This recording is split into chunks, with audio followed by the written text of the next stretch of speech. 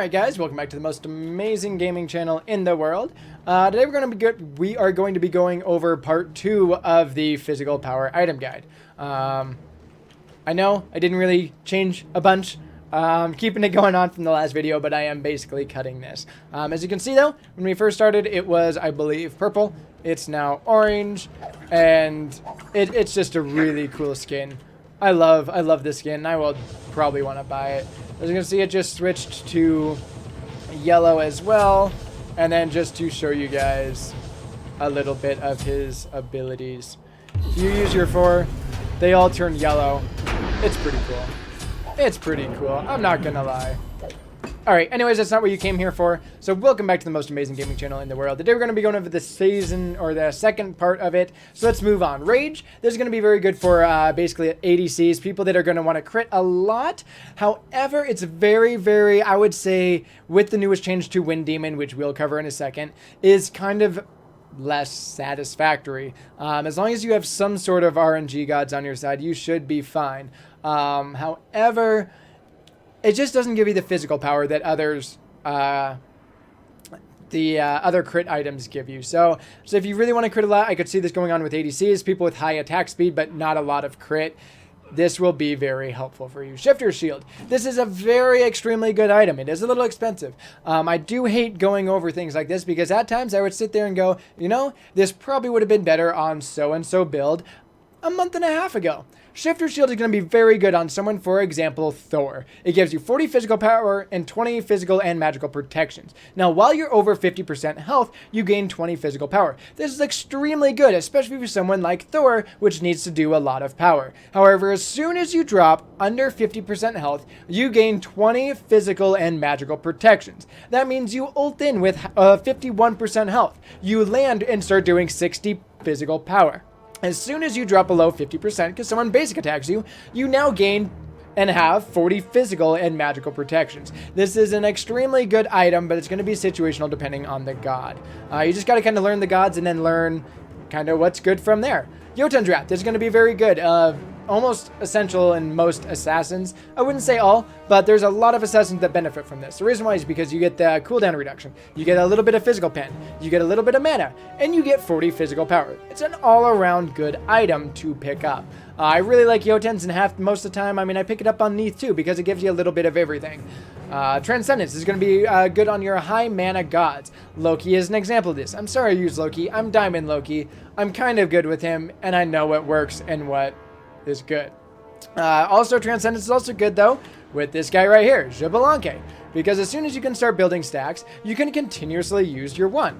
Very helpful.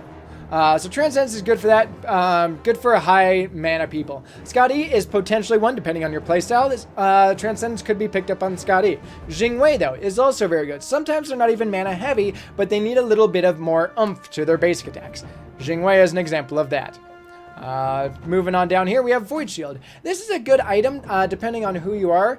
I haven't found a god that I prefer getting this. It does give you the 50 physical protections. It does give you the good physical power, and it reduces the physical protections of all enemies within 55 units by 20. This would be good, I would say, for probably, potentially a warrior or even an assassin, because you're going to be going in there, you're going to need that physical protections. This is most likely going to be something you'd want to build in an arena, because it just doesn't offer you what this does. I really like Shifter Shield.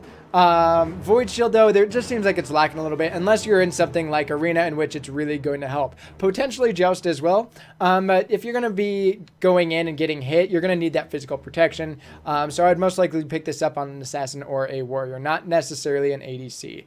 Wind Demon, with the newest change to this now gives you a 40 physical power, 20% crit chance. Always been the same, but when you crit hit, you are now going to increase your attack speed and movement speed by 20% for 5 seconds. This is going to be very good for someone. I would even beg to say Nemesis would be good. Susanoo would be good. ADCs are now going to be able to use this, because now if you build that with Hastened, it's going to be destroying and be very helpful. Wind Demon is now going to be a very versatile item now because of its passive. Runeforged Hammer. This is decent. It's not that great. I could only really see it on someone like an Odin. Now, you might be like, why would you do Odin? The reason why is because you will be taking your protections and pushing that back on them. So wait, maybe they even just changed this. I think this actually did change. Yeah, so your abilities now deal an additional 15% of your physical power. That's what it is now. I do apologize for the slight fuck up there. But only 15% of your physical power. Even if you have an insanely high physical power, which was probably going to be around, if you're really going to need to warrant buying this item, this is only 30 physical power. That takes up one of your high damage items. I would say if you're going to be building this item, the most physical power you'd actually legitimately have would probably be around 200. Now, if you have these 200 physical power, which is pretty decent, only 15% of that. That means only 30 damage, 30 more of your power as magical damage against enemies. Now, if they're slowed, which is why I said that Odin would be good, because if you can go in, slow them with your 3, and then use your 2-1 combo, this potentially could be good. But at most, that's going to be an extra 60 damage against the slowed and rooted enemies. Now, if you count that with the 2 abilities that you'd use with Odin, that would be an extra 120. So it potentially is a decent item. Okay, it's a potentially shitty item, but that would be one of the situations you want to go with it. Concise. This is going to be very good for people with that really just need to take away. So say you have someone that's not really building much protections, but he's building a lot of health. Like he has like 4,300 health. Concise is going to be very good at that. It's very helpful too when you pair up Concise and Executioner because it chips away their health. I have seen ADCs use this a lot, and most likely the only people that you'd want to use this with. Although there are some exceptions, stick to ADCs with this. Bloodforge. This is going to be a huge assassin item as we are winding down the rest of the power guide part 2. But Bloodforge, with its recent change, it now has 75 physical power. Most physical power a single item will ever give you, more than Transcendence, more than anything else. Because Transcendence, yes, it does do good, but it only gives you 35 physical power, and your mana does not make up 40 power.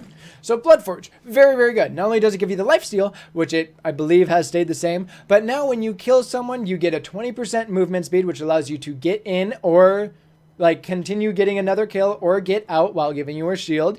This is going to be good for someone like Loki. So now you can actually tower dive, get it, and get out. Susanoo, very, very good with this as well.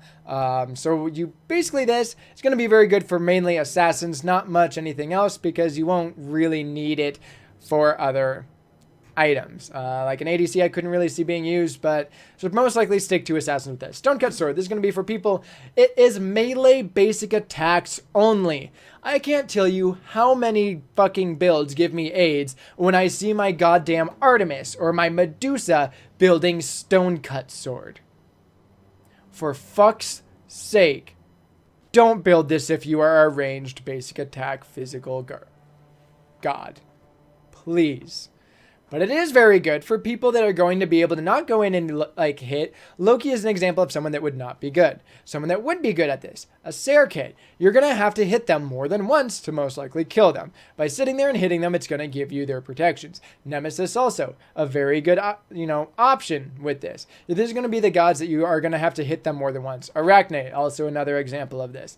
Finally, we're coming down to Malice. This is going to be a very good crit item as well. Gives you some good power. You're going to want to do this on someone that will actually work well. Mercury is an example of this. I haven't seen many ADCs build this because it's not too amazing for ADCs. Neja, though, is a perfect example of someone you want to build Malice with. His ult automatically crits as long as you hit it in the easy fucking hit zone. And it does 75% of your total power over physical damage over the next 3 seconds. So it's definitely not a bad item for someone you're going to be critting a lot. I could almost see this going on as I believe in my Scotty build that had a 1.8 attack speed with a 60% crit chance, and you crit all the time. But most of the time you're going to want to stick to assassins, and it's a very item specific and situational item. And the last one is Deathbringer. This is going to be on almost every ADC, otherwise you will lose because the other people will be able to crit the fuck out of you. The only person I can see beating you not having Deathbringer would be Hao Yi, because he negates all crits after 3 seconds after being crit once. But this is going to be very good for other assassins as well. I believe I have it on my Arachne, I have it on my Loki. Almost all assassins, you're going to want this. So that basically wraps up the second section of the power. Thank you guys so much for watching, and until the next time, have yourself a fucking amazing life.